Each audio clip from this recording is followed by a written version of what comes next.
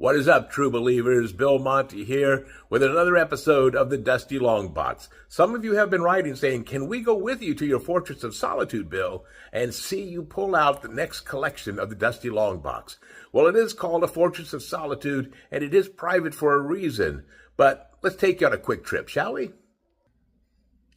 Looks like we've got some real treasures here in the Dusty Long Box. Look at that. The first issue of John Stewart in Green Lantern and Green Arrow. We'll be pulling that one out for a future episode, but for right now, let's dig down and see what there is. All right, quite a haul, true believers. I think you're going to be impressed. I know I was. This is a pretty good find. A real jump back into the 1960s. I don't think there's one book, okay, maybe one book that was in the 1970s. The rest, pure vintage. Let's see what they are. Dr. Fate and Iron Man. Not Iron Man, Our Man. Dr. Fate and Our Man. This is, if I'm not mistaken, the very first book I ever remember getting as a child. The other one might have been Spider-Man number 5. Wish I still had that one. Here, Dr. Fate and Our Man go up against the Psycho Pirate, who we know is the one villain and one person who retains all the information about Crisis on Infinite Earths. And of course, here's that very first Crisis from the Justice League of America back in the day. That was the start of a story. This is the only issue I have, though, crossing over between the two Earths.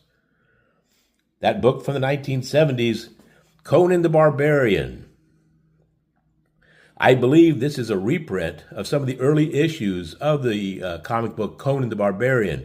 But that beautiful Barry Smith cover makes me go, I don't care. One of my favorite heroes, Dead Man, still in strange adventures. And Don't Die, Tiny, whatever that might mean. The great Neal Adams art. That's when I was first discovering Neal Adams, and I bought anything that he was illustrating. One more classic, Justice League of America. The Case of the Disabled Justice League. I'm not even sure that's politically correct anymore. And Marvel Superheroes presents The Black Knight, an original story, not a reprint until you get inside. There's reprints of the Human Torch, Submariner, All Winter Squad, but this is an original story by Roy Thomas and Howard Purcell, kind of in beat-up condition, but I wonder, what do you think, my friends? What are these comics worth? I'm thinking $4 million. Probably not. But I am thinking it could be worth a couple of $100. Leave your comments below and let me know what you think. And until the next time, Alka-Seltzior! What is up, true believers? Bill Monty here with another